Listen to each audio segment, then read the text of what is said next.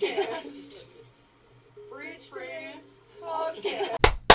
Hello and welcome to the Fridge Friends Podcast. I'm your host, Jake Martin, and I've got a special guest in the fridge today, comedian Ben Hess. Was that clap so you could find the volume spike on your software? Yeah, so that I can cut all the shit we talked about everyone before the clap. That's gone. Okay. I thought you were clapping for us at first, like I was supposed to go, go with you. Like a shy host at an open mic. Exactly. Let's get a slow clap. Let's give ourselves a round. Make this guy comfortable. Let's make sure we tip ourselves for our drinks and our... Oh, yeah. Ben has been doing comedy about 12 years now. Is that what you were saying earlier? Oh, yeah, well, I mean, on and off. Yeah. Yeah. But that's when not a big deal. That's when he... I just want to be clear. Just want to let you guys know, not a big deal. Super humble. But... Not as a manipulative tactic either. Yeah. I swear. No, Never it's just did. I don't have the kind of relationship with myself. Comedians using words to manipulate people, unheard of. I would never. That's exactly what a manipulative person would say. Yeah, shout out my boy Hassan. You seen anything on that? The Hassan Minaj thing? Oh, I saw a little come up on, it hit my antenna, but I don't really follow the ins and outs of huge comedians, to be honest. Yeah. I'm not interested. I don't know why. It's probably for the best to stay in your own lane and everything. I guess, yeah. It helps keep you from being influenced by different people. Like I recently just saw on a live podcast, Kill Tony, where they have open micers come up and, they're comics sometimes too. It's whoever gets pulled out of a bucket. They come up and they do 1 minute in front of a bunch of famous comedians as like a panel of guest judges. And Mark Norman's on there. Oh, wait. And a dude comes out of the bucket who just totally has his cadence 100%. Like, sounds exactly like him. He tells his jokes exactly like him. He didn't steal his material, but you've seen comics before that you're like... Hold on, is that the one that you were talking about that Casey Rocket was on? Yeah, he crushed it on that one. Was that the one who's the guy that got fired from SNL? Shane Gillis. Is he on? Was on the He's been panel? on it before on the panel, yeah. Okay. So they do a different panel every talking time. about. It's always Tony Hinchcliffe and Red Band, and then they do a different guest judge. Like today's guest judge was Adam Ray, and then they've had everyone from like Ron White to like sometimes they have TV actors, rappers on there. They just had Ric Flair on there from the WWE, Yeah, it's like celebrity guest judges, Yeah. and then open micers or comics that are trying to get a big audience because they get over 1 million views, and then they have a sold out show too, so you get a chance to do a minute of your jokes not just in front of these guys, but in front of a big audience, Yeah. So when Casey Rocket did it, he did super good, and they let him come on the show again and do like a long set. Got it. So, okay. Now I know. Yeah. All right. You didn't have to explain that much. You didn't have to go that in depth. Mansplaining podcasts on a podcast. Yeah, that's always happy for the listeners. Why are you mansplaining? But have you ever noticed that before, that people that do follow a lot of big comedians or say they have their favorite guy, whether it's Jerry Seinfeld or Chris Rock, that they end up kind of doing their cadence or their style a little bit? I don't know. Maybe. I know that there are styles, right, that people try on their way to becoming who they are on stage, I guess. So yeah. I know that before I started doing comedy, and you'd have friends, and you go, you talk about, we should try stand-up comedy, and then you never do it, and then the difference is I did it. Yeah. And talking about what kind of comic you want to be, and you've always got that friend that's I want to be the ranting comic. Yeah. In my age, it's Dennis Leary, right? Yeah, I want to be the Louis Dennis Black, Leary. or or the Bill asshole Burr. song. Yeah. You know, Yeah. call it how I see it and be mad about it, and because everybody else, and I want to be mad out loud about things that everybody's quietly mad at. But it's really not. Everybody's mad about all that stuff out loud because they're mad, and when you're mad, you're loud.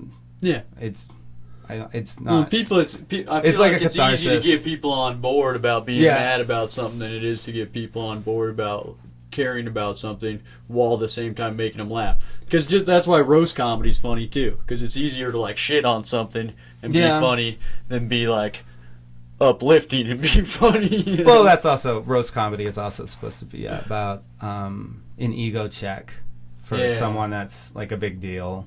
Yeah, you know, I guess. Well, and you got to be self-deprecating in comedy, so it keeps you humble to be like, let all these guys talk shit. That is so weird. That is so weird to me. By the way,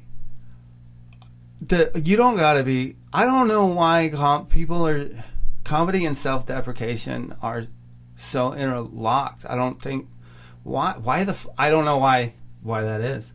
You don't think you kind of do that a little bit? No. As a comic well, I mean, for me personally, I feel like I never want to write my jokes in a way that puts me in a different light than the audience. You know what I mean? So sometimes people will be self-deprecating in a way that they like act stupider for a joke, yeah, and then they're like, "I learned at the end of the joke." That makes sense to me. Or like, I'm a dumbass because of this story. I just don't I just don't think that's in a I don't know. I don't. It's there's a fat comic, and then here come the fat jokes. About what it is like to be fat, or in a self-deprecating way. That's true, yeah. I get kind of old, but I feel like a lot of people do that as like a way to be like, let me burst this elephant in the room. I can make fun of this. Yeah, so I know, I get that, awkward, but like, I don't know. I feel like so like I have issues, right? They're like, I don't know, like name one, but all my shit, all my shit is brain shit, right? Yeah, so I have like chronic PTSD, for example, which makes things harder for me, and I can do crazy shit, but like in reality, like actionably, like it makes my life really difficult. Yeah. And if I see someone making jokes about mental health and they're talking about themselves and they're talking about how destructive they are. Yeah. And there's nothing in there that's constructive or reconstructive. Yeah. It just leaves me. It's just like you feel seen, but you're still lost. You know what I mean? I guess. And it makes you kind of wonder how that person's doing, or how should I feel? How should I feel about myself too? I guess I don't know. I'm like really fucking sensitive. Yeah. So I think deeply about probably more than I should, but I don't know. I just self-deprecation in comedy turns me off. I want to go. I want to stop. I go outside.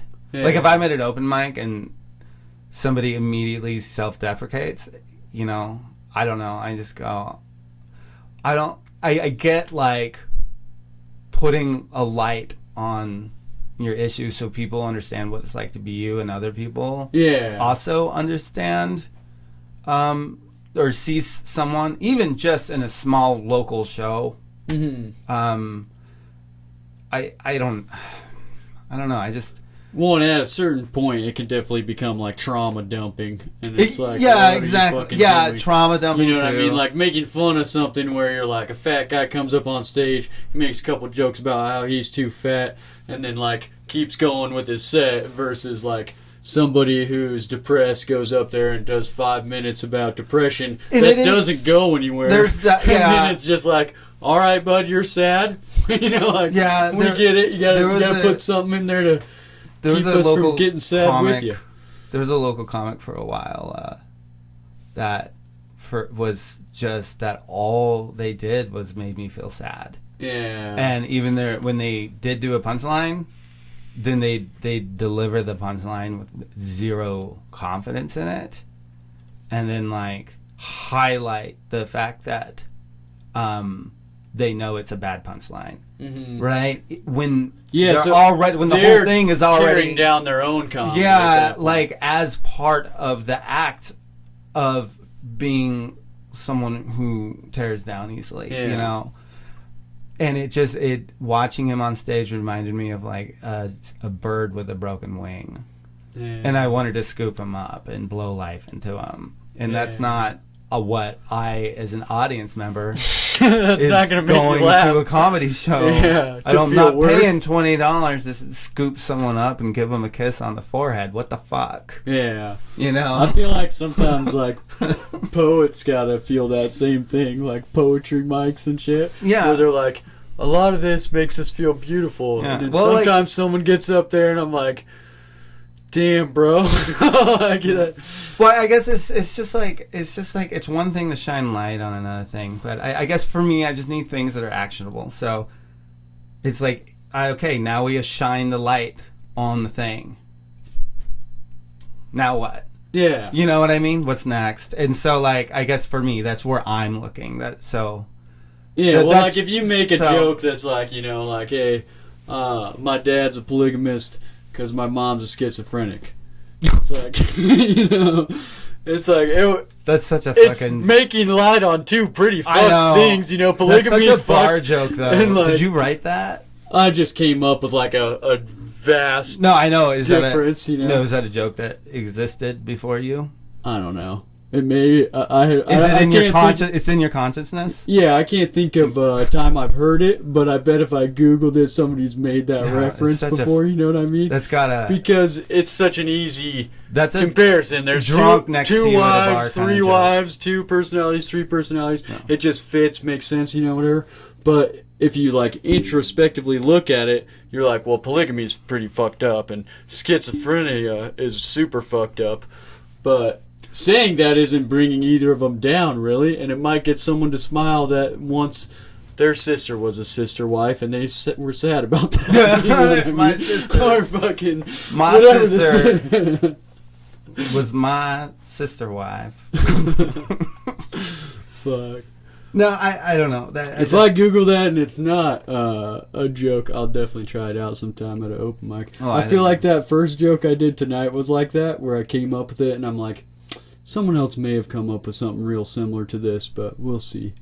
no, I left. The I left. Monopoly money thing. Did you I do left that? right when you got up. I was like, in because you my, had just gone up. So. yeah. Well, in my head, I was like, either I can smoke a cigarette or I can support my friend, Yeah. and I smoked a cigarette. So, Hey man. and then I made a TikTok video, hell yeah. and then uploaded it to TikTok. Well, that's pretty fucking productive, Yeah. at least anyway. And then I sat down and I watched Tyson Guzman on TikTok. do. Well, no, I watched him in real life. Just do the fucking blandest white bread material that is so well constructed because he's obsessed with Yeah. like with the process of Dude, comedy. he's a good writer.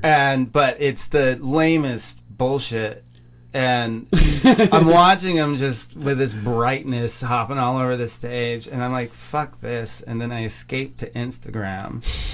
And the first video that pops up is Tyson Guzman, bright ass face, talking about rolling dice and making you gotta look up the 6th Wikipedia article about Oppenheimer if you roll a number 6. And I was like, I can't escape this man. That's pretty funny. Yeah, so now I'm gonna beef him. Yeah. Yeah, I don't know what that means, but Of like a video beef? I hope so.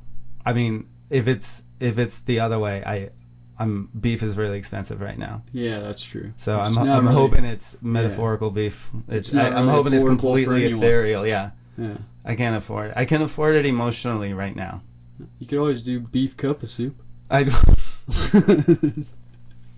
Cheap alternative. That's the kind of beef that would exist between me and Tyson. If there was any beef, it would be beef cup of soup between us. That's an apt description, I think. But anyway, I'm gonna pull it back Yeah. because that's what I'm good at that. Yeah. Hey. That's my approach to self-deprecation. Yeah. Yeah, I used to do it. I think I was kind of talking in more of a, like, jokes are geared towards, instead of punching down at a topic and alienating it from yourself, you can, like, relate yourself to it so the audience feels comfortable at laughing.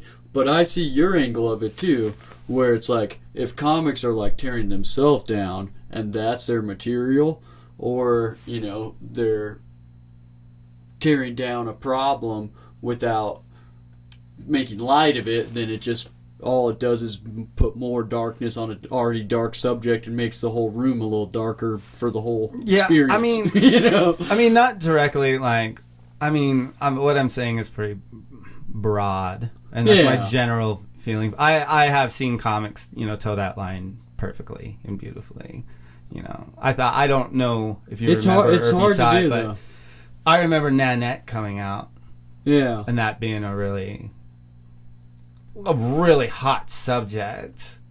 Like, every open micer in every Des Moines, Iowa was They all had a hot take. was really threatened by that style of comedy. Yeah. On Netflix. On a giant Netflix special in a giant auditorium. Yeah.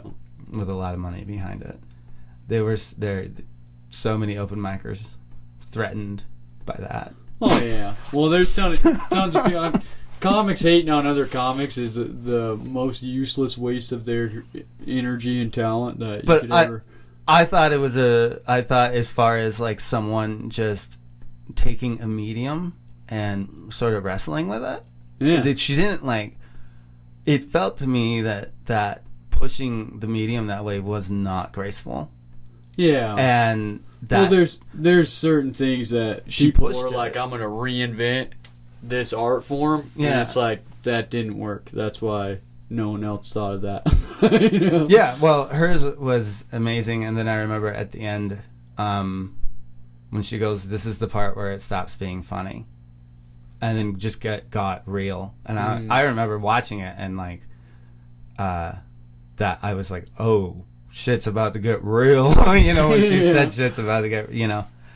And I don't know, that sort of, I liked seeing someone push something like that in that manner. So that was, like, a really good example for stuff that I really enjoy, you know. Yeah. And then to take it even built further up. back, especially from something that's bigger than me, you know, because, like I said, I don't watch a lot of like, really. I like watching open mics in person. I like watching shows in person. I love being. It's a totally different experience, and you get to feel the emotion of the performer. And and I love it not in an auditorium.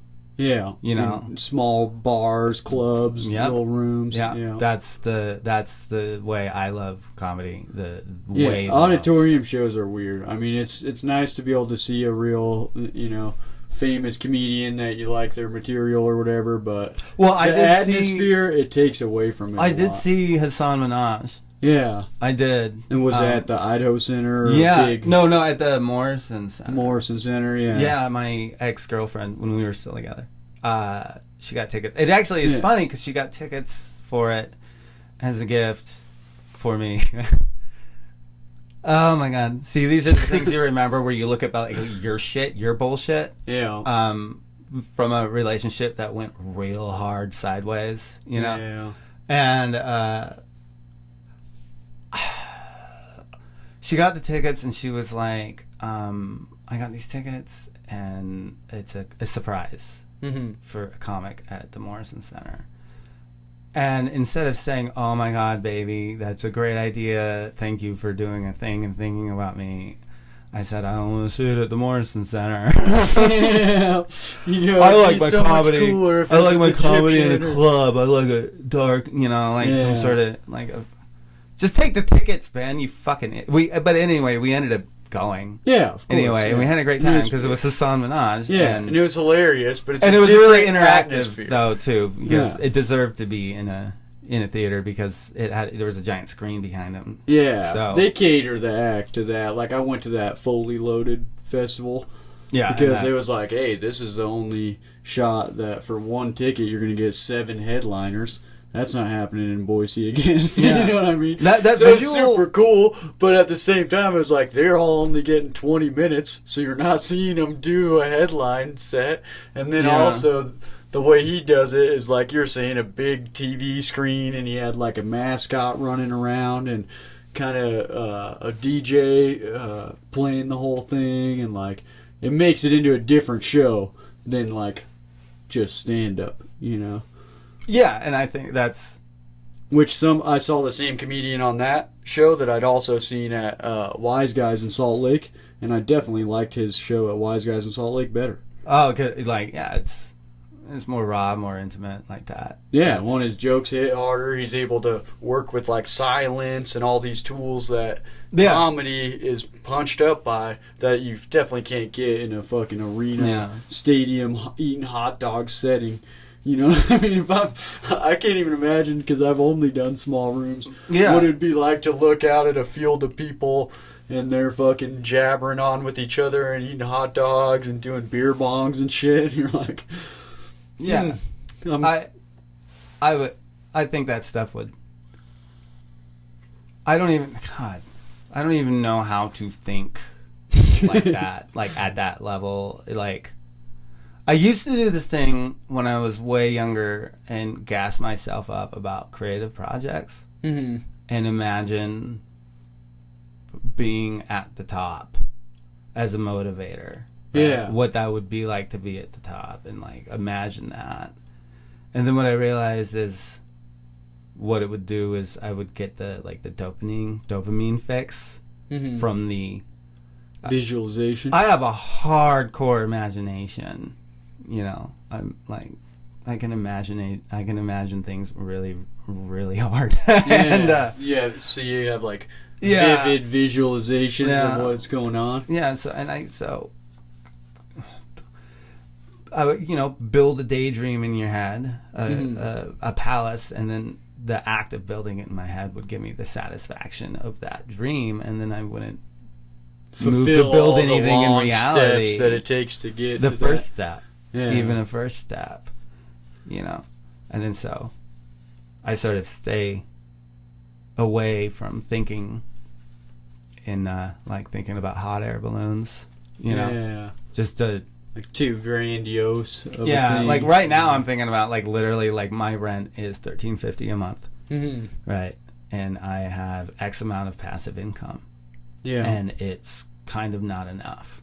Yeah. And I'm thinking about, I'm coming out of a giant mental health episode thing, and I'm not quite ready to work yet because I'm not sure exactly what I need to be doing.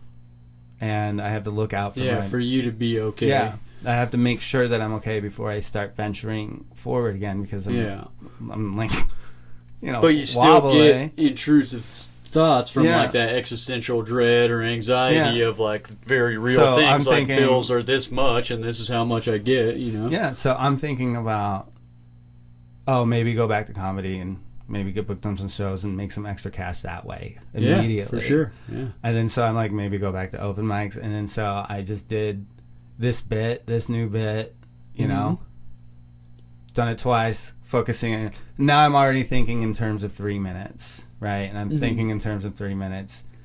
And that's literally it. Yeah. Well, I'm not right now, as far as like getting back to comedy. Right, I'm thinking I need a little extra money, and I am not thinking further down the road than 3 minutes.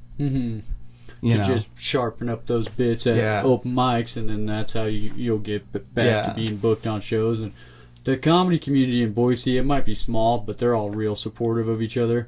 And like, I know that it's as soon as you're wanting to do shows, you'll be getting booked on some shows. Like, this comedy scene saved me a couple times. The second time I had a mental health deal, I went back to comedy, and that's where I found, stability and support and validation and just shit. It's where I found someone, when I'm on stage, generally, if things are going okay, I'm in control.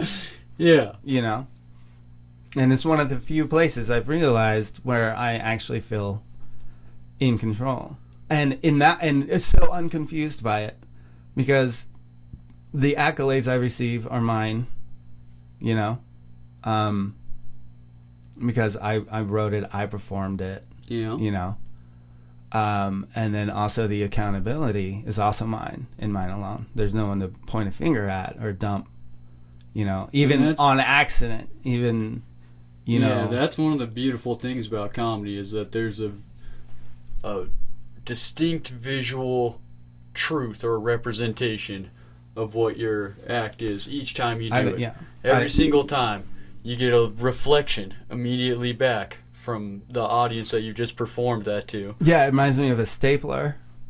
Yeah? Yeah. Why does it remind you of a stapler? If you look in the fucking...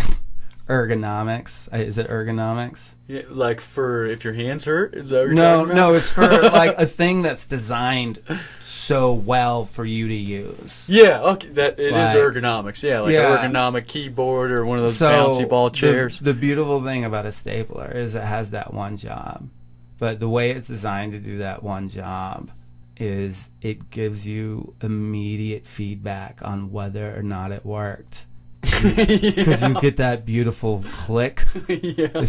If one of the staples got all jacked up, you know immediately. You pull it, you open it, you know there's an issue. And it has that feel too. Yeah, it communicates directly with you, you know, in a way that's not confusing. Yeah, just like an audience, you know, to me. So like that. That's a cool metaphor. That immediate laughter. That immediate, like it's like a stapler. I didn't know where you were going, but that immediate laughter. It can fuck you sometimes though, because sometimes who is it? Jinx and Alicia, Lady Business. Yeah, shout out Lady Business. They always have this thing that they say is if they're not laughing, they're listening. No, well they would go if they're not laughing, they're listening, or whatever. However they say it, I don't fucking know. I'm not a lady or a business, but they'd always say that, and sometimes that's true.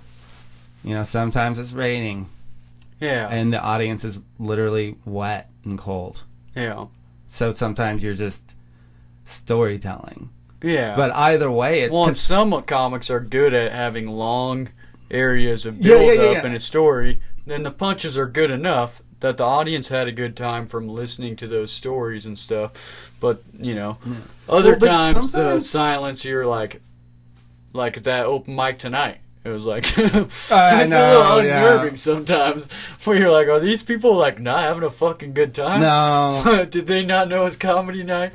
What's going on here? No, it does. These two guys pretending they don't have a crush on each other, so they're too tense to laugh. Like, no, I think those two guys were expecting what they assume comedy is. Yeah. You know, which happens a lot with an open mic. Right, because you have to do an open mic publicly. Yeah, in a public spot. Yeah, that's. I mean, how else, you know? And then there are people in that public spot. The best is when they don't know that an open mic is about to be suddenly sprung upon them. Yeah, that's. I feel like those Monday night ones are a lot. And then they'll fucking go. There's an attitude right there immediately. Either fuck this. This is I didn't come here to be at a comedy show. I came right, which is actually, if I were a customer and that happened, I would leave. For real. If a comedy show just started, I'd be like, I mean, if I weren't a comic, I would sit there and start judging. But if I weren't a comic, I would definitely leave. What about the same thing with a band though? If a coffee shop just strikes up a jam band, I'm at a coffee shop to talk to someone. I'm talking. You know, it's like I don't like going to the movies on a first date. Yeah, because you're on the first date and you're trying 2 to hours learn without about talking them and talk to them. Yeah, so I think a lot of guys prefer that though because they're like, I'm gonna blow it if they talk to me too long. Let's let Leonardo do the talking here. No, I depend on my talking. Yeah, oh yeah. I think there's two definitely distinct different types of guys on dates, though. There's guys that are like, if I open my mouth, this is all over. And then there's guys that are like, my mouth is the only way I'm keeping this puppy going. I'm like, look how vulnerable I am, and then it gets to be, and then I share too much. But that's a whole different thing. That's a whole different fucking conversation, man. But anyway, great for comedy, not the best for first dates. yeah. But I forgot what we were talking about now. You know what'll help? Yeah, the old memory juice. Is that what does it? Yeah. I don't know. I think that comedy, in the sense of like suddenly doing it, or like doing it, it's practice. And what it is you're failing publicly over and over and over again. And then so like to be on the other end of that as an audience member, and you're not up inside the world of comedy. Mm-hmm. You're like, why is this guy trying all this dumb shit? Yeah, it just yeah. It's like, bro, for me to figure out if it's dumb or not, I gotta test. Yeah, it's like you don't understand. Like, and then my favorite is when people heckle at an open mic, and I'm like, would you heckle a bunch of kids at T-ball?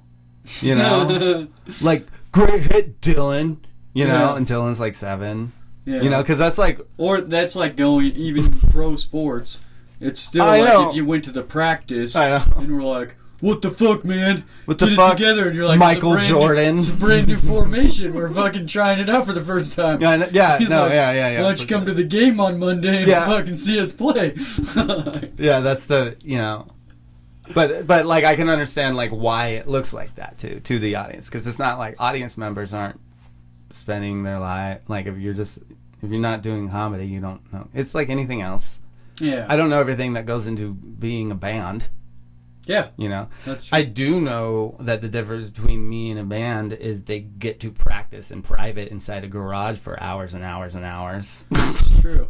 They don't, and you can tell. They don't hit the wrong note all the time in front of everybody constantly. Well, because you can tell if something sounds good or not to a different degree than whether something's funny or not. I don't think it's as subjective.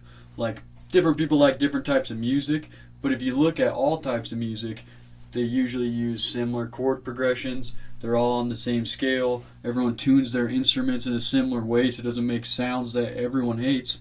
Like, any instrument out of tune sounds shitty to everyone. Whereas jokes, it's like, they're out of tune, and the way you tune them up is by figuring out what parts of them are funny. Well, that's and true, punch your nose up, Yes. where it's like, in your garage, you can tell the fucking guitar sounds like shit, whether someone else tells you it does or not, unless you're delusional, and you're just like, this sounds great, which there's shitty people who are delusional about music as they are about anything. Comedy. Yeah, that's true. Which happens. Yeah, well, and you can see that when somebody constantly will get the same reaction from the same bit on several different audiences, but it's always the audience's fault it's not working. Oh, yeah. It's like... Well, sometimes, I'm not going to lie, I have jokes that have never worked that I've taken off. Them. But I'm like, you guys are idiots. No, it's because I'm smarter than you right here. Like, it's like, I don't know why. I shouldn't think that, honestly. But, I mean, I would never, I'm listening to the audience. Like, I'm taking their suggestion, right? And I'm being like, okay, fine, I will never try that again. Fine. But I'm like, as I'm putting it away, I'm like, fucking don't know what you're doing. Yeah. You guys have no idea what you're talking about. Yeah, you don't know what fucking that was real fucking art. This is gold. Fine, I'll put it away, but just fucking tell you what. Do you ever feel like you do that and then you're like waiting to come at it at a new angle that you can bring it out, not waiting to, but I mean it's there if it happens. Yeah. I've had jokes that I'm like, I'm not getting the reaction I think I should from it. And then after a while of messing around with it, I'm like, maybe I'm just not good enough at writing or at performing this to get them to see it the way I see it as this gold in my head. So I'm going to put that on the shelf till I figure it out. Yeah. Type of thing. Yeah. Well, I have a back burner thing. And then no, it's like a pile of junk. I don't have a, it's not organized in there. It's just random shit you're working on. That's, oh man. I had a friend that talked about sitting in a.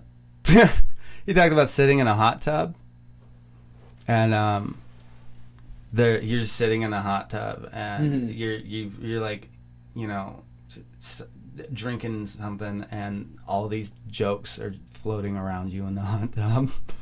Okay. And you're just lazily like grabbing them and putting them together into a set. And for me, that's a good analogy. It's kind of, you know, especially if you're actually up inside of comedy a lot, which I haven't been in a long time. Yeah. But when you're performing a lot, that changes things dramatically. There's a joke inside everything. Yeah. When you're in that mind what space. about this? What about that? Yeah, and you're around comics all the time. Yeah. And hanging out with comics is, I think that's just as important as doing the stage time. Oh, well, yeah. Sitting around other comics who are trying to find the funny in everything. You know? Yeah, well, and it's quick. Everybody's quick and fast and fun. Everybody's funny. Yeah, and they all have different styles too. So like, I'll be joking around, hanging out at the smoking circle with the comics or whatever, and not only is everyone funny, but they think of shit that you would never think of from that angle. Yeah, that you're like, only fucking LJ is coming at it like that, or some of the funniest like bullshit I've seen a comic do on stage came out of like those for sure conversations, you know. So so like, and that is also like, so I guess that's what I mean by being like up inside of comedy. Yeah, like actually doing comedy instead of sort of doing it from the outside. Which like, well, because it's not a solitary thing. Like writing is, but comedy is not. Yeah, you know. But you could like, you know, I guess, man, I don't know. I don't know what I was saying. I think that's kind of why it gets hard for like. I don't remember. I don't. I think that's kind of why it gets hard for some comedians when they get down the road of actual success and they're spending all their time like doing road shows and traveling and stuff, that they lose there's that, and their material shows it over time. That I think that happens. You're no longer getting high with your boys, waiting an hour to do 5 minutes. I remember having a friend. So, I remember having a friend that was really good friend. We did a bunch of Casey Hunt, who did a bunch of stuff. Okay, yeah, you were talking about him a little earlier. Yeah, he shit, like for this comedy scene, that's like a whole bunch of, you know, stuff behind that. Yeah, you know, like, and that was all like pre-COVID too, and just that. But he, what was I talking about? I forgot. Casey Hunt, how he was, you know, maybe like one of the founding pillars in comedy back in the day. No, I've heard the name. I don't think I've even seen him perform. No, yeah, you haven't. But I was talking about how. Oh, that's right. All his material started dipping south, like really, really south. At one point. Okay. I remember, and he couldn't figure out why. He was like not funny anymore. Mm-hmm. And I was like, did you spend? Because he was like trying to run a bunch of shows and running a mic and doing material and writing material, and just moving really, really fast. Also, it turns out he's bipolar. Yeah. So he's like, you know, and he didn't know he was bipolar yet, and. And you can get swallowed up by the producing aspect of comedy. Yeah, that's what he was doing, and he couldn't figure out why he was funny. I was like, because there's no jokes inside of that mechanism. Mm-hmm. You know, like it starts jokes are from becoming life. That you're doing like a job instead. Yeah, you're of not like doing. You're not living anymore. So you're not. You don't have anything to draw from. Yeah, you know, because all you're doing is melting your brain over, you know, the metrics, like the social media metrics, like yeah, whatever you can do to try to promote and produce all of this stuff that it's important, but it can't be taking up more time than your art, which is why you got into it in the first place, and then it reflects in your stand-up that you've lost sight of like the writing, the trying bits, the stage time aspect of it, because you're spending so much time trying to produce shows or promote your social media or make the fucking new hottest fucking clip and of crowd work or whatever. It can get whack. Oh yeah, you know, just from all that. And then I'm sure there's also other stuff that goes along. You know, I ran some things for a little bit. You know, I ran a weekly mic before COVID that I fucking loved running and had a great time doing it. Was at Docs? Yeah. And I got the impression that everybody that usually came to that mic had a great, like, that it was a great mic. I've heard nothing but great things, and like the... oh, that's good. The atmosphere of it is what people always talk about when they bring it up. Is they're like, I really like the atmosphere of that room. And they'll compare it to like the Crescent in Nampa. Yeah, it was like that, but downtown. Yeah, and which is that's fucking one of my favorite rooms to perform it. It was because it's like a great atmosphere. It was smaller though. It was so small. Yeah, that was the thing that was. But that might add to the atmosphere. You know. Yeah. Well, we had tried. Room. We had tried. Hold on, I'm going to tell this story. Yeah. I'm going to tell the story of Docs really quick. I want to hear it. The tale of Docs is a tale of me doing something on my own after I realized something wasn't working. That's a theme song for this story. I was working right there. Well, actually, this happened before. At Docs or just like right by it? Right by it, Manfred's. Okay. And the brewery. Yeah, it's like right next door. Yeah. Woodland Empire. Okay. Which back when I drank was some of my favorite beer to drink. Yeah. And it was a tight little triangle space of businesses. But before that, when the actual Doc ran it and had the liquor license and shit, he was just holding it to sell the liquor license, right?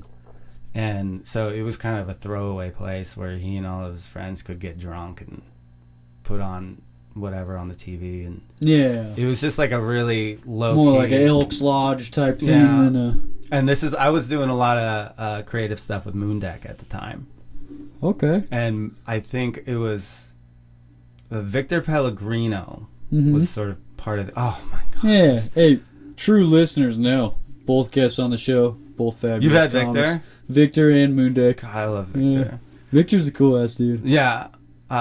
It's But this is a story of Docs. Yeah. Well, Victor's... I just remembered the big part of it. There was a big part of it that Victor had to do with. I totally forgot. But so You're doing creative stuff with Moondeck. Victor found Doc's bar and was like, oh, this might be a place where we could, try and start a mic. Okay. Because a lot of what we were doing was trying to find places to perform and start mics. Yeah. Yeah. And, especially in a place like Boise that doesn't have a fucking comedy club. We have to just make the comedy club at you. Well, there was a comedy. It still had Liquid. Oh, okay. But there was a lot of sort of. But they're only doing like one open mic a week, right? Sometimes two. No, two, I think. Yeah. Yeah, there was that, and then also to get on like stage, like real stage time, like a weekend. There's only one weekend, right? Yeah. It was hard, and then there's like bureaucracy and social bullshit and like all that stuff, and Moondeck's of course. Moondeck's the type of guy that's not gonna, he's gonna go make his own club, whatever, and he's gonna build it his way, and it's gonna be built out of you don't want to play rubber chickens and and duct tape, and that'll be his club. And so we were like, let's go try and do that. And so we go to Docs. The first time we're there, two people are fucking in the bathroom, break the sink off. Damn. And it was just this weird place. But we were looking at it as like a room, like a room. Yeah.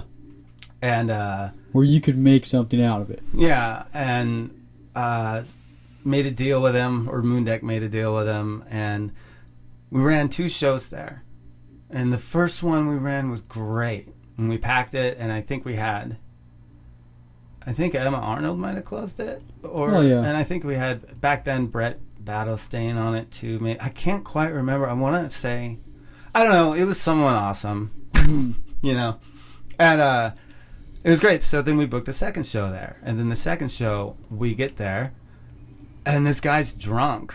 Doc. You know? The owner? Yeah. Or, no, his daughter is Okay. there. And she's drunk off of her ass. And it's like 4 in the afternoon, and we were supposed to set up or whatever. Mm-hmm. And we're like, people are calling each other and trying to figure out what's going on. And Doc's like at the Broadway bar, and he's drunk, and he doesn't. So then he tries to lie and say we didn't have a show today because he doesn't want to admit that he just got day drunk and just doesn't got want to fucked do up anything. and doesn't. Yeah. Yeah. And Doesn't he wanna have to starts deal with it. blaming Victor for it. And he starts blaming Victor because Victor's arms are weird. And he thinks that because Victor's arms are weird, that Victor's brain is weird. Yeah. So he's assuming we'll just believe, oh, of course. Nobody's gonna Victor believe this fucked up. guy. Yeah. Fucking Like, we don't know Victor. Yeah. Like, he doesn't tell Like, he's not jokes. coming up with fucking Yeah. long form Yeah. material. We're like, he's not dumb. Fucking, why would you? It was so, and he called Well, him. that's like when somebody, But he wasn't calling him Victor. talks loud to somebody because they speak a different language. They go, "Oh, I don't speak English." And they go, "I mean, I want some mayonnaise." It's Yeah. like they're not fucking deaf. Yeah. Like, It was so, but instead he didn't call Victor Victor. He called Victor Alligator Arms. And he was like, Alligator Arms fucked it up or whatever. wow, that's And fucked up. yeah, we were all upset about it. And then Moondeck flew off the handle about it, as you would expect. And dude, they had it out that the show itself, we pulled it off, but it was a shit show. Shit show. They were running out of drinks because they weren't prepared. Oh, it's fucking turned around. I have a big flag that says "Welcome to the shit show." Oh, yeah. Him and his daughter were running the bar. They were both drunk. Like by the end of the show, they were sloshed, because they were already drunk before Yeah, it they're already started. day drunk. And they're like drinking to keep up. Probably, you know how that, when you're in that mindset. And then at the end, she wants to do a joke, and she did a joke, and it was like a blatantly racist joke. And it was just like, and then the guy refused to pay us, and then Moondeck had it out over that with him, and then so we let it end. The show was just a giant wreck all around in that location. So then, like, the next day, we all came after him on social media, and then he got pummeled pretty hard in that respect. But the locals still hung around. And then finally he got rid of the liquor license, and some other guy came up and bought it, and the guy lives in Arizona who bought it, like probably like a car dealership guy. Yeah. And bought He's just this- looking for passive income. Yep, bought this little bar, bought the liquor license for it up here, and just hired a couple managers. These really cool people, Zach and Rachel, who ran it. And while they were running, and they completely redid it, you know, made it look really nice, made it classier. But these two cats that are running it are like, this guy's in a different state. Yeah. You know, so everybody in that bar is just, they're just really, they're responsible about the money. And then everything else is just like, whatever.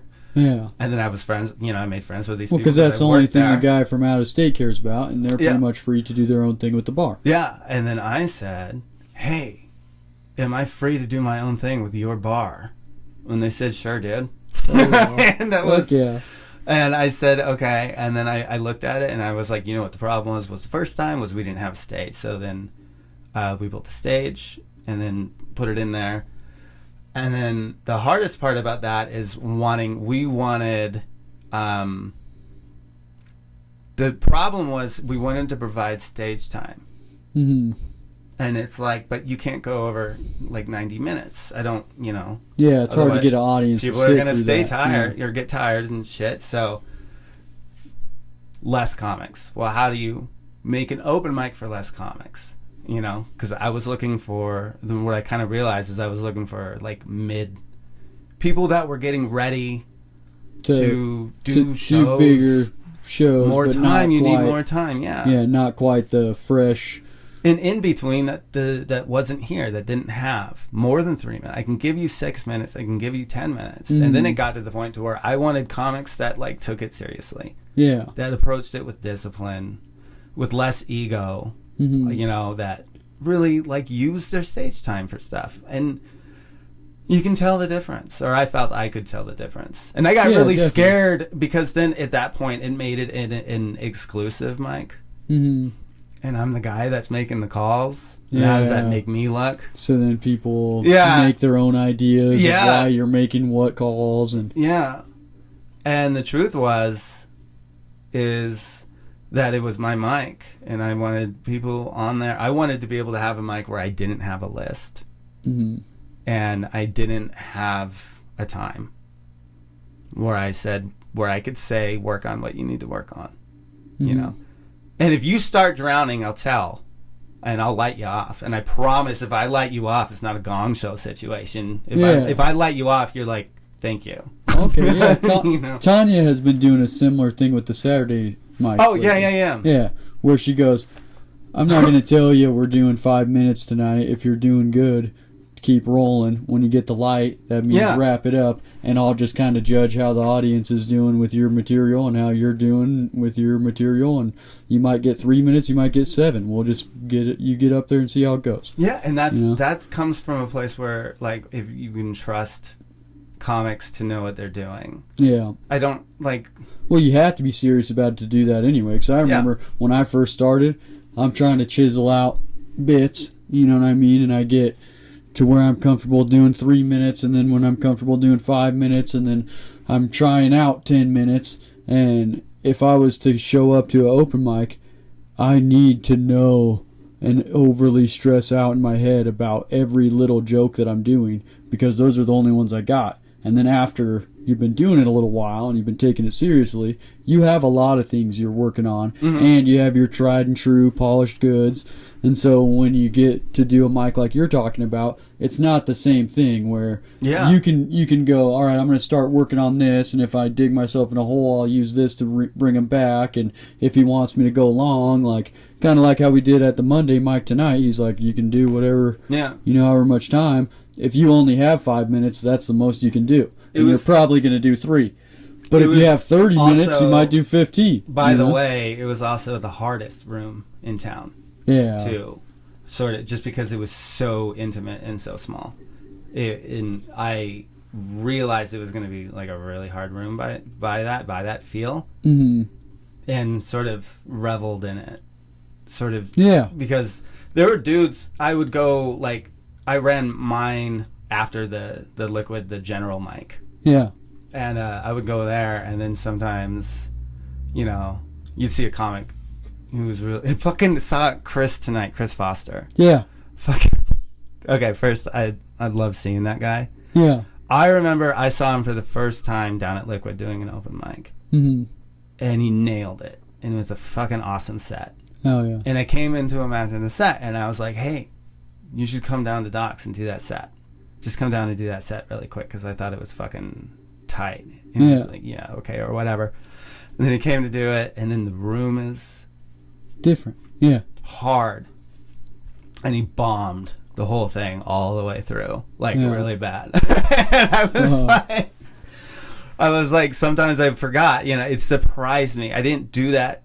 You know what purpose. I mean? I didn't do it. It was a malicious thing. Yeah, I was like, hey, this is a really fun room, and I just mistook for how good he did for confidence, I guess. Yeah, or for how good the bit is. Yeah. And it's like that bit maybe worked better in the environment it was in. Yeah, for sure. But it's not one of those that you can do anywhere, anytime. And then he wasn't good enough yet to like be able to adapt to that as it unfolded. But it was just it was like interesting because I would see that a bunch. Mm-hmm. Well, I feel like it was interesting seeing the difference. And then it was also if you were doing docs every week, mm-hmm. It's running with weights on your ankles. Yeah, for sure. That's the gym. Yep. Like I used to, my favorite open mic used to be that Craft Brewers one. Yeah. Because if you are crushing in there, Yeah. You're gonna crush anywhere with that material. Yeah. It's fucking has to be funny. Yeah. You know, And there are places like that.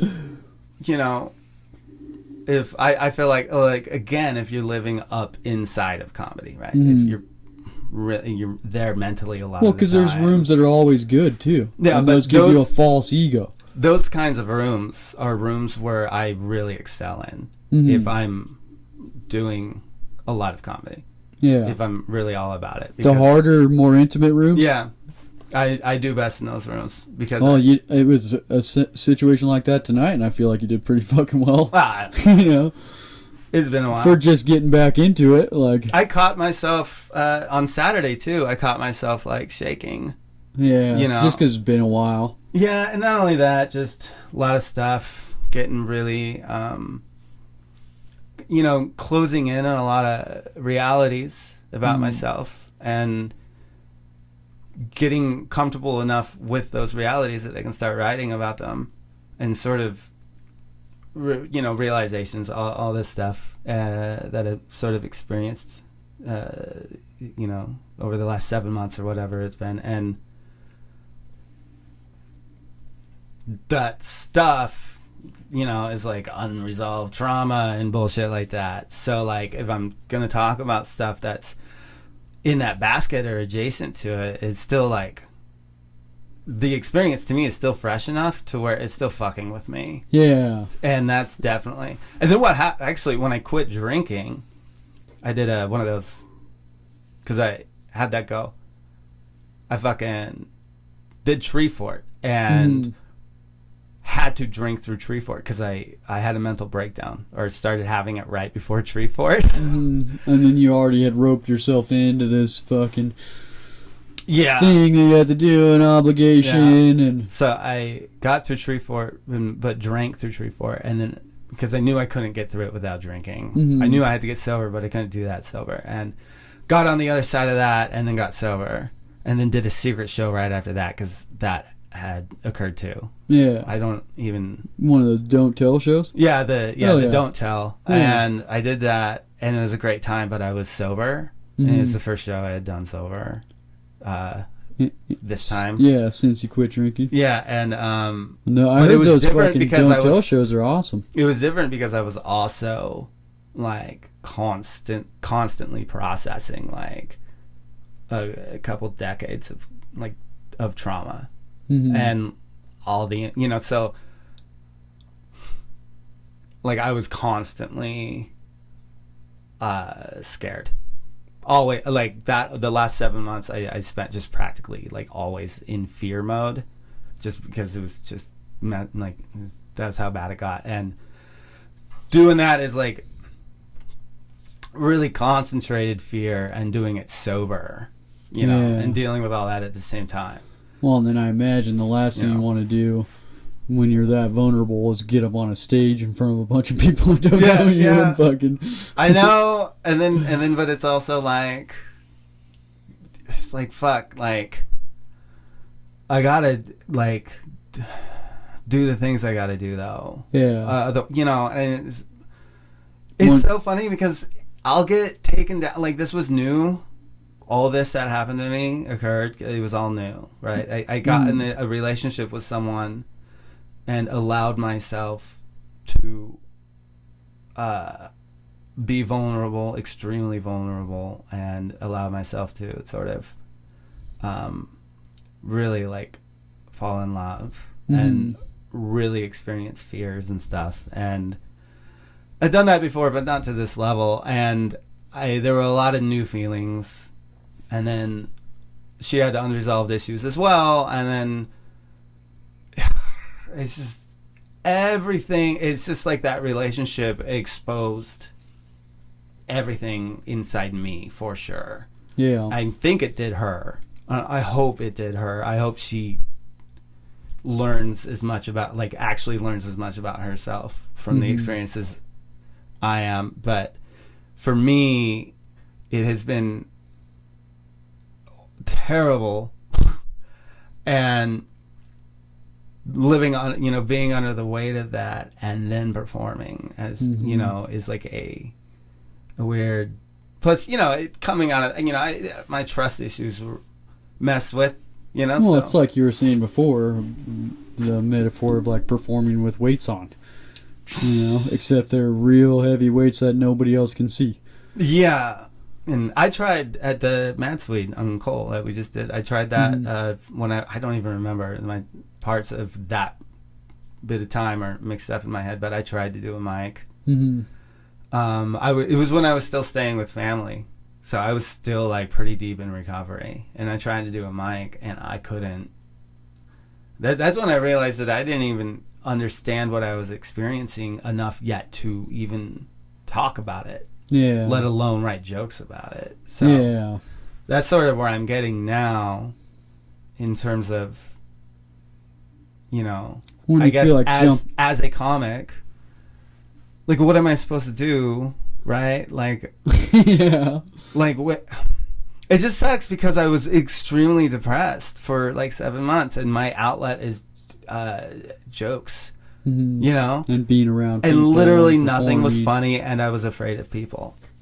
So it was like cut off from one of the most stabilizing or grounding things that I have. Yeah, it was a really beneficial part of your life. And then right when you're going through the hardest time, you also are cutting off one of your support arteries. Yeah, I cut off, I had just the nature of the whole thing, I cut off just about every support artery. Yeah, well, because you know that your friends are going to tell you. Except for very, very professional support arteries I kept, obviously. Yeah. So, like, my psychologist and my psychiatrist, and I did a group for a while, but that was it. Everything else, everything on my own, I did a lot of it alone, just because for a number of reasons, and I sort of had to, and it was really, I was crazy. I was pretty crazy. Pretty crazy. What do you feel like now that after you've kind of climbed out of that a little and you're coming back to comedy and doing more sets and, like you said, trying to get up at open mics so that you can start getting booked, that you feel not just better about like going through all of that, but like it's a new form of growth too. Like you were saying, you're getting to the point where you could start making jokes about it. It's like, I'm hoping. I mean, it feels like it. That's what it feels like. But I don't know yet. I'm so used to touch and go with my mental health for the last, my mental health is going batshit like it did. Mm-hmm. And sort of has consumed the majority of me, the majority of my being for months. Like, I almost because when it's a thing that doesn't go away, I lost it's not a lot like you of can time. forget about it. So like within this whole thing, I'm so used to getting tricked into feeling that I'm fine, that I'm so cautious. I've been through a lot, and right now I'm going through some things like that I am actively dealing with emotionally in my life. Mm-hmm. And I feel like I'm handling it well and handling it maturely and not panicking and just moving through it with as much grace as possible. Yeah. And it's either I have learned all these tools and I'm using them effectively to keep myself from being extremely destructive. Because I have some feelings on my shoulders that are like destructive feelings. Like I want to drink for sure. It was hard being at a brewery tonight. And that's been like a couple weeks. It's hard for me to visit family because my dad drinks. And like lately, just normally I would be fine, but lately it's kind of like I could easily just. But so I'm wondering, like, am I handling this stuff healthily right now? Am I doing what I'm supposed to be doing? And I have witchy friends, and I'm listening to them. Even, I have witches in my life, and they say shit about energy or whatever, and that's not my jam. But fucking, I'll take anything, yeah. And like, like using all these tools to move through it, and it's either that or I'm sitting on a powder keg, Mm-hmm. and I'm terrified that maybe I'm holding still, you know. So Yeah. like I'm Well, like I'm sure looking, to a degree you are, just because you've gone Probably. through so much. but like I'm so afraid of not knowing whether am I exfoliating enough, you know, these I feel like I should be crying more, Mm-hmm. you know, and I'm scared that I'm not crying. Yeah. It's like, is it because I'm healthily processing emotions as they come through? You know what I mean? Yeah. Or is it because, you know, I can't tell. But you have a built-in fear Yeah. from a past experience of I'm keeping too much shit bottled up and locked down that eventually Yeah. is going to explode. So then now that even though it very well may be that you're just processing things healthier and able to get over things in a more, productive way, you still cause yourself an anxiety from a past experience of going, could that really be it? Or Yeah. am I just hiding all the things I should be upset about or crying about to make myself feel better right now, and then in 6 months I'm going to have a breakdown, you know?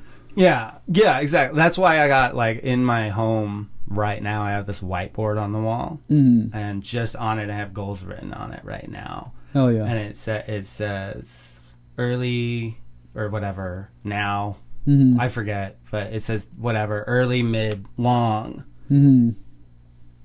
And most of them are in early, because I'm really kind of I'm still like I'm afraid of starting to build something Mm-hmm. when I'm not strong enough to build it and then have it and then crash yeah. around Mm-hmm. me, and then and then roll back all the way back, and then so that's a worry. Like, I'm seriously like, Well, but I think you don't give yourself enough credit for analyzing the things that you're going through in such a mature way that you're like, I'm gonna just from this conversation that we've had, where you're talking about how I know I need to get back into comedy, but I'm gonna focus on doing open mics, and I'm focusing on 3 minutes. You know what I mean? Yeah.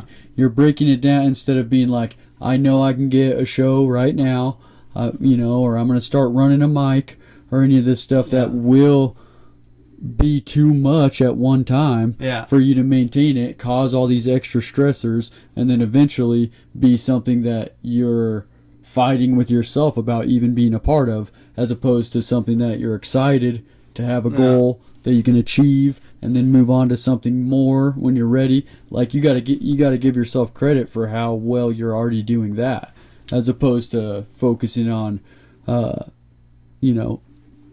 being worried that you'll get too deep into something that you're not quite ready for. I think you already have set like pretty healthy boundaries for yourself, and in your own goals it's built right in to like help you succeed through that, Well, I mean, that's the plan. Yeah, that's the idea. It's like, I don't know if We'll see how she goes. yeah. I mean, I'm scared of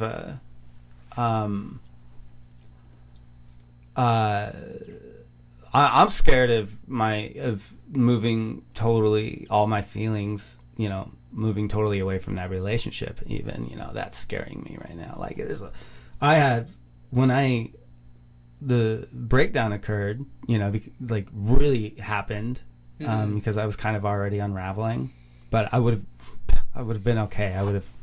I know what I'm doing. I would have sailed through it. It would have been a rough patch, but I would have sailed through it. I've been there before. But then something happened, and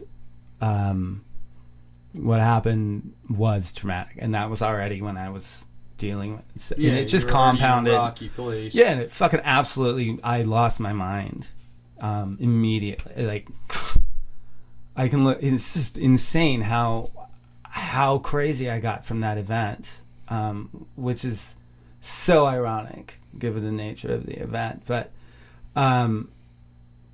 because of that event, and because having to immediately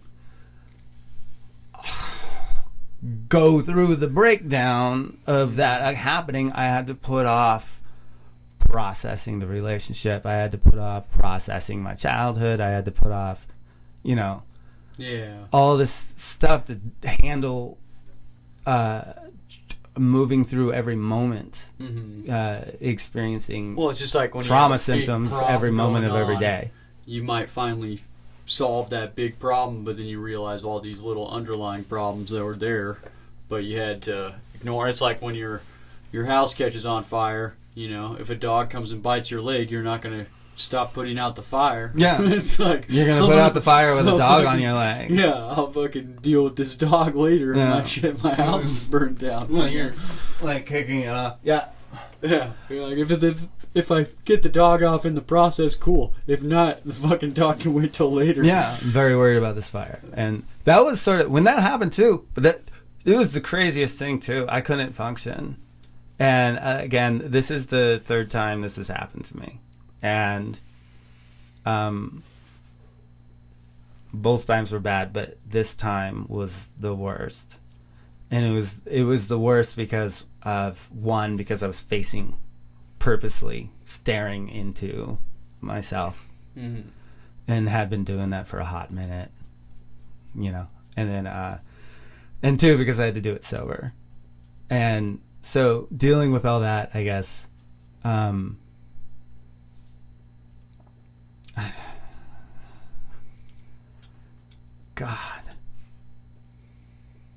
I had to put off, like, I had to stare into like a nuclear meltdown, like right into it. And since I was kind of familiar with what the process would be like, it was so much more painful because I wasn't, it was already familiar to you, and I wasn't distracting myself from it either. I was experiencing it presently. I wasn't going anywhere. I wasn't moving away from it either mentally or physically. Yeah. I think a lot of people that have coped with problems in the past with alcohol and drug use and then have never had to cope with like a major traumatic life event without alcohol or drugs is fucking completely different, Oh yeah, because you're not you're not able to dissociate from it in any way or blame it on anything or hide it for however many hours you're able to maintain a fucking buzz going. I was like, is this what it's like? I was like, is this the emotional equivalent of when a guy in the Yakuza gets a body tattoo? When you have to sit there and just endure, just sit with yourself and endure. It is. I'd never really done that like that before. And before I started the process, because going into the process, I went into it also doing dialectic behavioral therapy, it wasn't just, I didn't go on a spiritual journey. I was doing some outpatient stuff and medicated and going through like a very specific therapy that's very regimented. But before I started it, my psychologist was like, this is going to be the hardest thing you've ever done in your life. The way she said that. And I was like, and I remember, I've heard that one time before that really shook me from someone.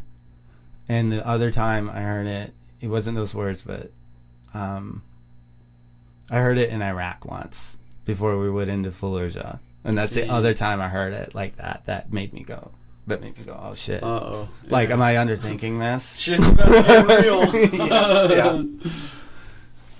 So going through all that, and it was a lot about going inside, deep inside, and looking at yourself hardcore, right? But it wasn't just about me. It was also, or doing that, but it was about building up my own shit, and then realizing also about people in my life as well. Like, I had come out of sort of a self-destructive thing 2 times before, like I had said, and each time I had come out, like, looking at, like, the craters I had left around me. I come out of those knowing that I fucked up, that I did fucked up shit, and come out going, I need to correct that, and I need to do the work to fix that, right? But what I never came out of was understanding that my environment also has a factor. Mm-hmm. It's also like how I allow myself to be treated. Big time. And the people you surround yourself with. Yeah, there's relationships that have, and if you're in relationships with people who constantly invalidate you, who won't listen to you, and just not like loving relationships. Yeah. It starts to tear you down. Yeah. You change lose the way you look at yourself. Yeah, you lose your boundaries. You don't understand. And when you came up that way like I did, and you already struggle with an identity, it's really easy to pull that thing apart. Yeah. It's really easy to let someone talk you into believing something that your parents already talked you into believing when you were little. Yeah, definitely. So my little brother has just went through a real similar thing to that, where he's in a mentally abusive relationship for a long, long time, and it definitely had a dramatic effect on just how he lives his life and his personality and stuff. Yeah, I can. And he's barely, starting to climb out of that situation. And I went fishing not very long ago with him, and I shared some pictures of it with my wife, and she was like, I don't think I've seen your brother smile like that in a long time. I'm like, yeah, it's weird when you smile, a half smile or a half-hearted smile for years, and then you kind of forget what someone's real joy and happiness can look like. Yeah. Because they're constantly under this thing of, I think this is what makes me happy, but only because I've settled into this role that isn't really me. It's just my coping mechanism for not wanting to let this go, Yeah. Yeah. I mean, yeah, it makes you really unhappy. This is fucking so funny. No, I mean, no, I'm really, yeah, I'm really high. So I'm thinking really deeply about that shit. That's sort of. No, I think a lot of people, a lot more than you would think, deal with the similar issues or have gone through similar experiences in their life. And it's just it's also the crazy thing is about starting to come out on the other end of it, and being able to pick apart where the relationship went wrong, or from what I can tell, from what I know, which is a lot.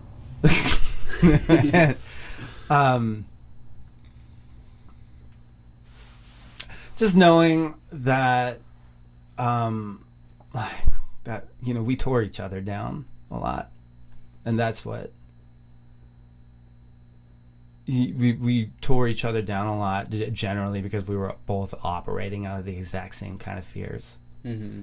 And now it's too late. I don't think there'll ever be any going back, and that's whatever life is gonna do what it does, and it hurts. Mm-hmm. And I don't want to.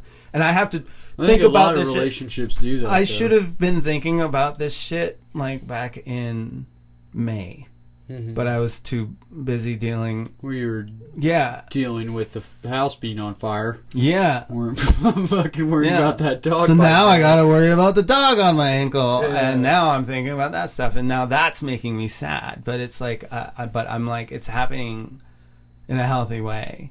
I was so afraid. I started cleaning my house. I haven't cleaned it since before I unraveled. Yeah. Also because they had to redo the flooring and shit. Mm-hmm. And then throughout that, I was depressed, and I hadn't really done a big cleaning, and I've been doing that this week, and I found a couple things that were hers. Mm.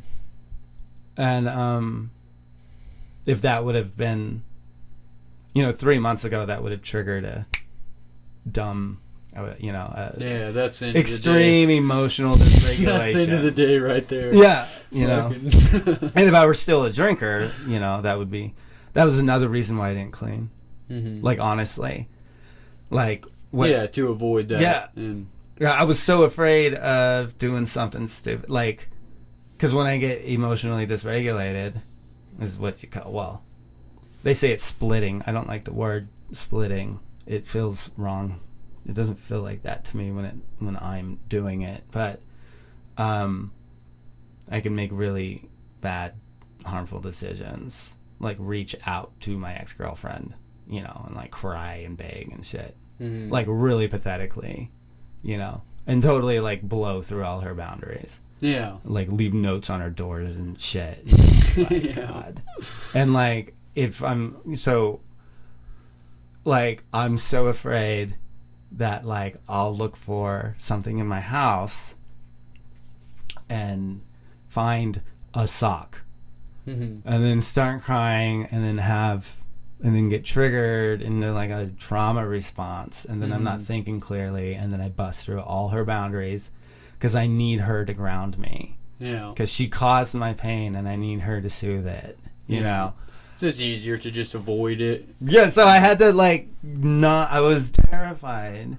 I had to take everything that I could see that was anything.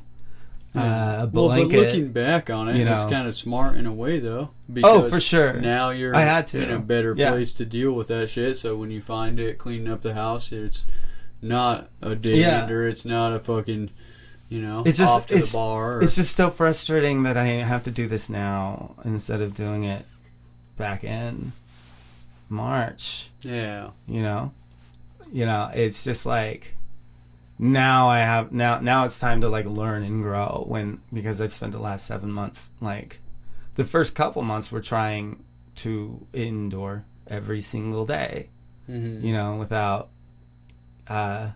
doing something extremely harmful. That was it. It was controlling every harmful decision I was having every second of every waking moment, and not being able to sleep too. And not eating and all that, everything that makes it worse. Not eating, not sleeping. You feel worse. Yeah, you can't, replenishing any of your endorphins that are partially causing your depression. I couldn't handle my responsibilities as a father. Their mother had to take them and be a full-time single mom for a decent chunk of time. Because I couldn't. And that was, that strained her. And there's a lot of, all that factors into basically when your mental health unravels, there's ripple effects that reach out in a lot of different directions, and it's not just about you, and it's sort of oh man, it just really, it's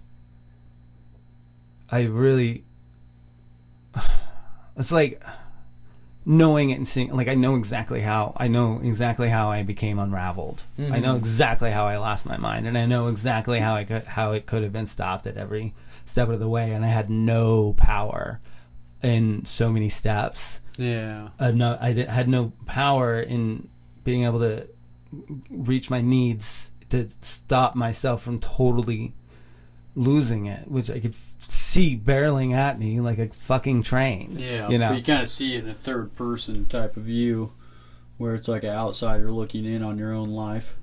Once it gets to a certain point, you see it coming, and you see all these things leading up to your mental health unraveling, but your mental health's unraveling. It's like trying to fix a car without the tools in the toolbox. Oh, no, I had the tools. I mean, I had a psychologist and stuff. I knew what I needed, and I had people in my life that didn't understand that, and so what it. I sort of got yanked off the rails. Yeah, I was trying to stay on the rails on purpose. I knew what the rails are. I've been doing this mental health shit on my own head since 2007. So I have that much experience with knowing, this one was different in that I couldn't tell why I was so fucked up, or why I was getting so fucked up, or why I was so symptomatic all the time. I have that figured out now. But I didn't understand why I was, but I knew I was. Yeah. I was this isn't right. I could tell, constantly, this is so fucked. Like, and it was, you know, and I was trying to stay on the rails, and I got yanked off of them, and that's sort of the stuff I want to write about, but I don't know how, because I kind of, you know, I do, you know, TikTok videos now about my recovery. Okay. I call it the train wreck.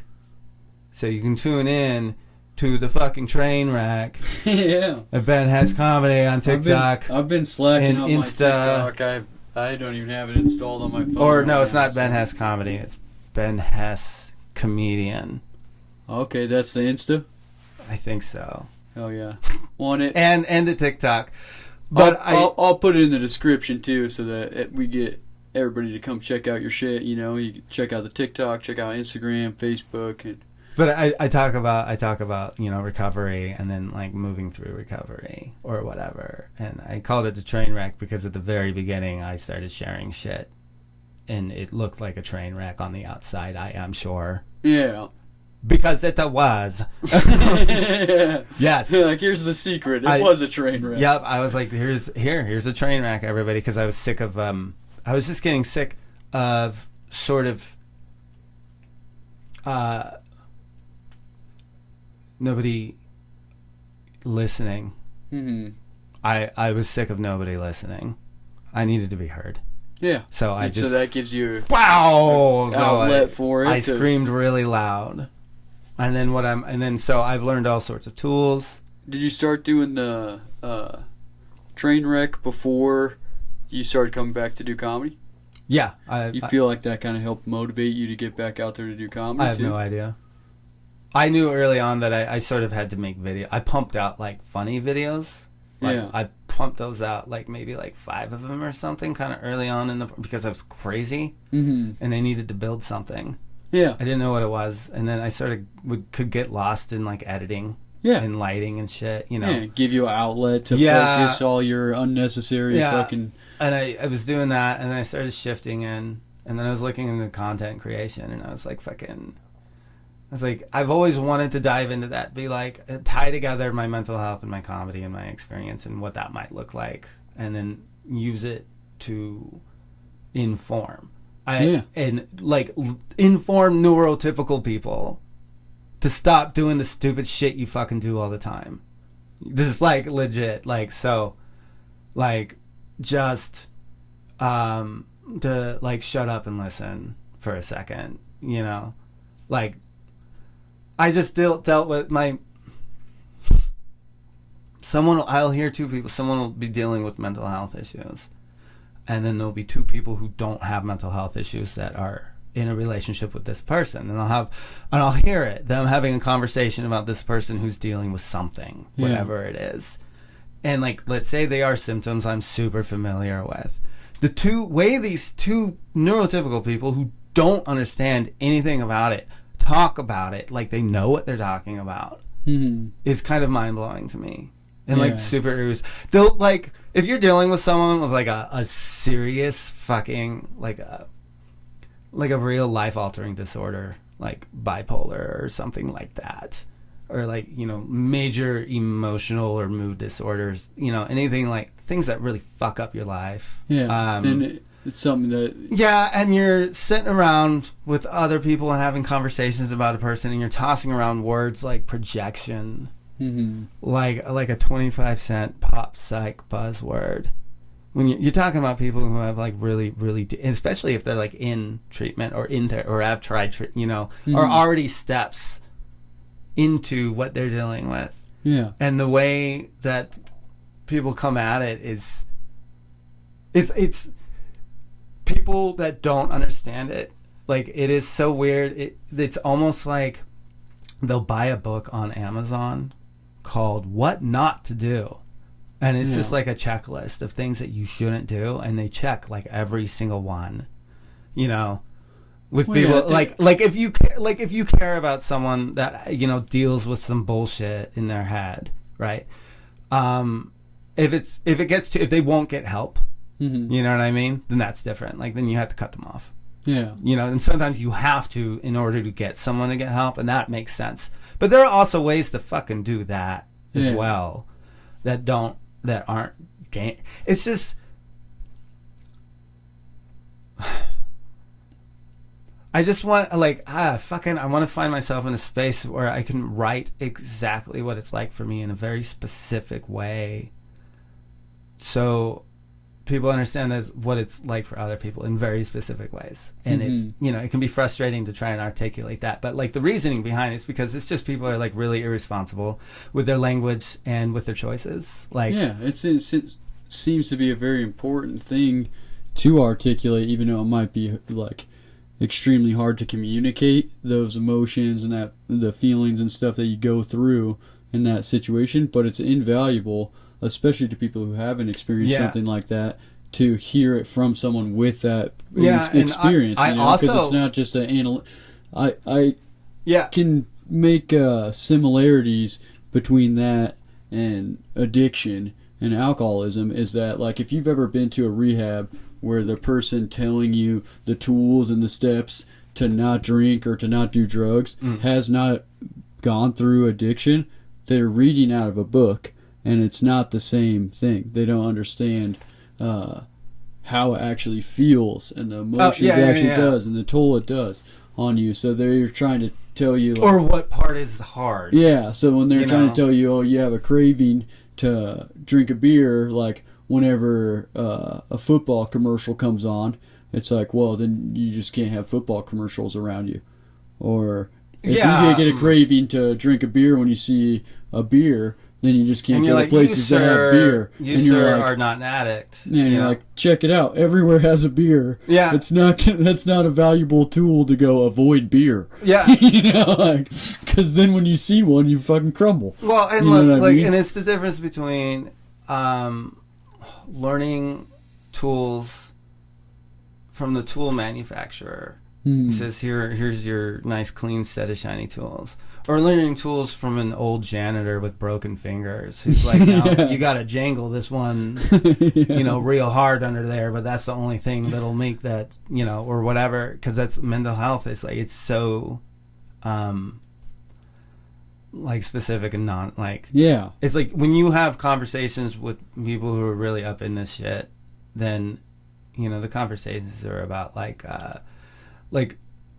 this, why specifically what specific part about this tool does not work for this specific part of the process. It's the conversations are very, very, very specific and very minute, because every part of the mental health process is very minute. It's not just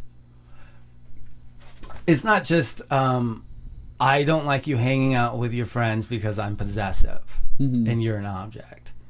It's, I don't like you hanging out with your friends because I'm afraid that they're going to convince you to leave me, and abandonment terrifies me, and it's tied to trauma because my mother abandoned me.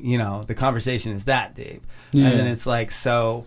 Well, because it gets to the root of the problem of it, as opposed to a symptom you can throw on the problem. I experience a feeling of abandonment when you are with your friends. Okay? And that feeling makes me act possessively. And it's on me to control that and not...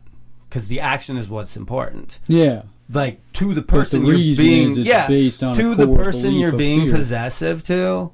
You're fucking possessive. It doesn't, The rhyme or reason doesn't matter to the effect.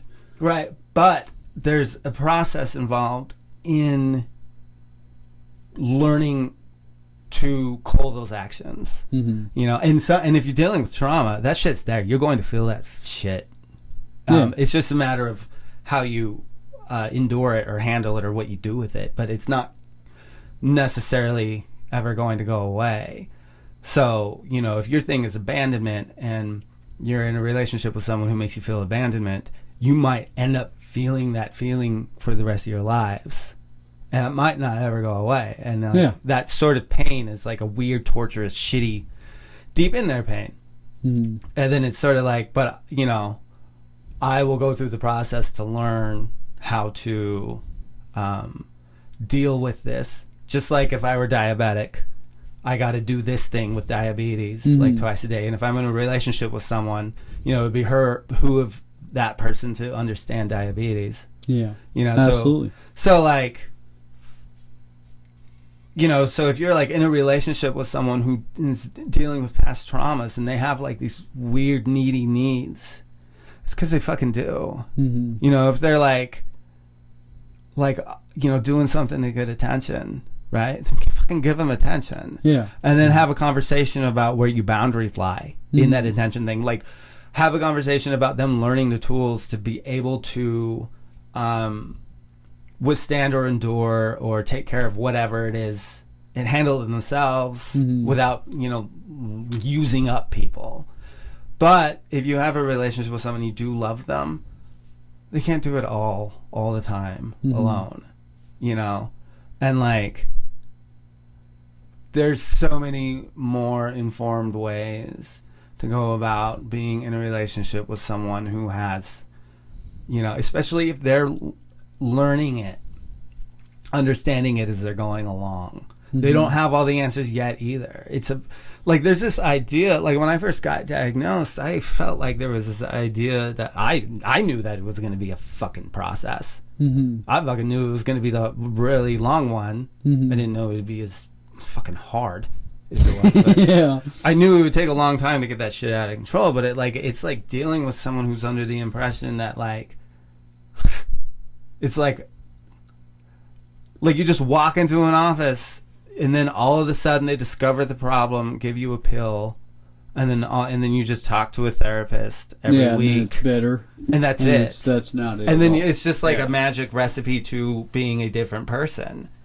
And it's like, you got to look at every instance, every action, like what's causing the action. You got to figure out what to tie it to. You got to figure out if it's what is really, is it a medication thing? Is it a therapy thing? Can I attack it? How can I attack this? What tools? What are the tools out there? And that's all even after discovery. You know, like you spend a long time just trying to figure out what the fuck is wrong with you. For me, years. Yeah. A long time. So I went through a lot trying to, when I learned what was wrong with me, I had to turn it around, and nobody close to me in my life understood anything about that process. Do you have other people in your immediate family that suffer with mental health issues?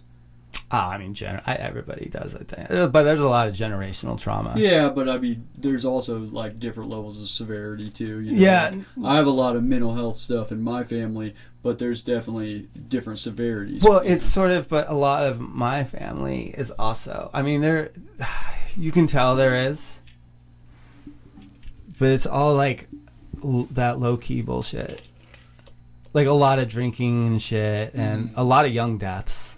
Yeah. You know, from my age of kids that grew up in my, you know, family. Yeah. Cousins and shit, you know, a couple deaths there and shit just from dumb shit. And it's just small town rural stuff. So, yeah, a lot of mental health shit, but it's on, you know, nobody talks about it. It's just like, yeah. You it's know, all so. more of a self-medicated fucking Yeah.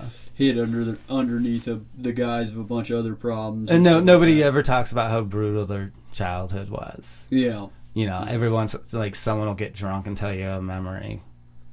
And you're like, yeah. Fuck. Well, I mean, I know personally, for me, like, I've had different trauma and stuff throughout my life, and especially through my childhood. And sometimes is it, you want to smoke? Yeah, sure. Yeah. I don't know how long this is going, dog. We're over an hour now, hour and a half. We can always wrap it up whenever you want to. Oh, shit. Well, I didn't mean to drive it into that mental health stuff either. Oh, you're fine, man. I mean, it's just kind of, I do this conversation-wise, and sometimes the conversation that needs to be said ends up coming out, you know? Yeah, I guess. Hopefully that's, you know, I think this is yours, actually. Probably. Yeah, you know. It was a cigarette, so I wanted to throw, yeah. Oh, yeah.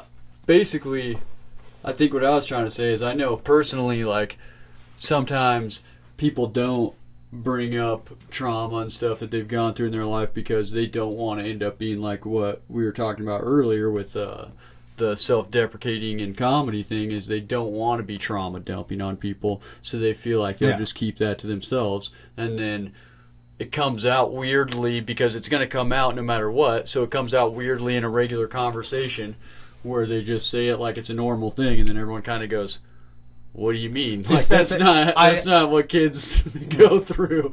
Like, what the fuck are you talking about?" I just did like a video. I just did a train wreck on this. Hell yeah! It was exactly and it's always when someone shares a story, and it's like, dude, that was fucked up, right? And they're telling the story like jovially, like this is a fun story. Yeah, and you're like, no, that's not fun at all. Yeah. You know, like yeah, it's not. Let's pump the brakes. That's buddy. not normal. We should have a talk about that. And then they'll build a wall immediately. Like, and it's like either you're on this side of it or that side of it, right? Because when you're someone that's explored or like addiction, even right, and you've explored it, you can look back and you can see it written all over other people. Oh yeah, like in marquee lights. Yeah. I keep saying it's just like, you know.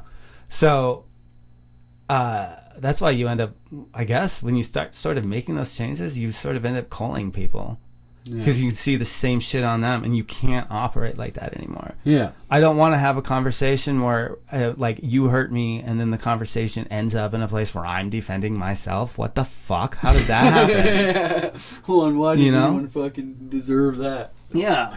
I'm just like, yo, it hurts me when you do this. And you're like, yeah, well, you know what hurts me is when you fucking... I'm like, whoa, what the fuck? Like, yeah. Why? Why are you doing meet that? People at their level, you know. So if you're doing the work and you're at a level where you're at a place to heal and they're still at a place where they're broken, so they're trying to break everything around them, you try to offer them a little healing and they're going to fucking break your toys real quick. You know? You got to set up some boundaries with that. Yeah, and then it fucked me up and it made me break shit, which sucks.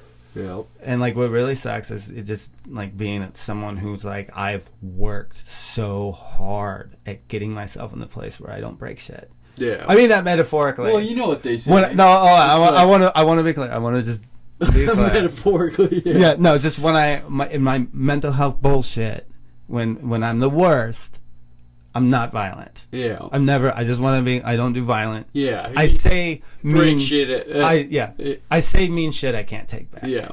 And I make mean decisions that I can't take back. Yeah. I just want to be clear. I've never... know that famous saying, it's like, squirt people. No. No. But I get it. Yeah. That tracks. But... All right, everybody. We've been keeping you out for a fucking long time. Jesus Christ, yeah. Make sure you check out the Train Wreck on TikTok. Follow Ben Hess on social media. I'll put some links in the bio. And hold on, we got a minute and a half. Let's go to 150. Well, yeah. Whatever you want, buddy. Let's fill out the back end with something good. As always, if you guys want to be a guest on the show or you got questions or comments that you don't feel comfortable leaving in the YouTube, go ahead and shoot me an email at fridgefriendspodcast@gmail.com. And you can see all my social media links, all that stuff at jkmartin.com. I appreciate you guys. And I know there's a lot of people out there that don't want to talk about things that they're going through because they feel like they're the only one going through it. And shows like this are the perfect way to show that everybody's going through shit and there's positive outlets for that shit. Got them open. Yeah. Well, I mean, the train wreck, that's one of them right there. Yeah. You're able to use a medium to explain your experience to other people. I think I can just boil it down real quick. Yeah. I don't fucking I think I'm sick. I think I'm fed up with cynicism. Like cynical acceptance of changeable realities is what I'm getting.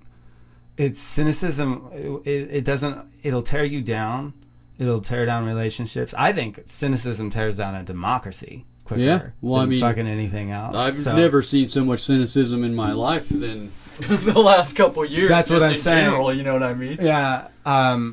I don't get me wrong. Like, I'm very not politically wishy-washy. I very much am on a side for sure, and that's the left side, which is the right side, ironically. But I'm pretty hard set over there, so I don't, I'm not fucking like a centrist or anything, but like Yeah. it's the cynicism that is fucking killing me. Yeah, well, I can't fucking do it anymore, And also cynicism also again isn't actionable. It's what do you call it? It's atrophy, right? Mm-hmm. Like I don't know. I'm in a place where I can't stand conversations that that aren't actionable in one way or another. Yeah, well, because at that point, if all you do is talk about problems with no solution to them, then all you're doing is causing problems. Yeah, and that's what and I think it's acceptance of a state, and you can get in and on everything, especially with yourself. So yeah, I think that contributed to a lot of people getting so dark during the pandemic and stuff. It's because there was this deep cynicism where it's like, this is the way the world is and the only way it's going to be, and if things don't go this particular way or people don't align with this particular belief, then it's going to dramatically ruin the entire world. And then every time throughout history that you hear that, there's always a light at the end of the tunnel. The entire world didn't sink. It just felt like it was going to. And then there became this big air of, what can we work towards fixing and how can we get people onto the same level, versus the world's shit and so I'm just going to accept that I'm bathing in a puddle of shit now. Yeah. It's like... Yeah. Yeah, well, yeah. And it's sort of... And also, drinking is like that, too. Yeah. I was on that line where you just sort of... I'm on, like, I guess, sliding into the back half of my life. I'm like, I'm 41. So if I keep drinking, I can just... It's suicide...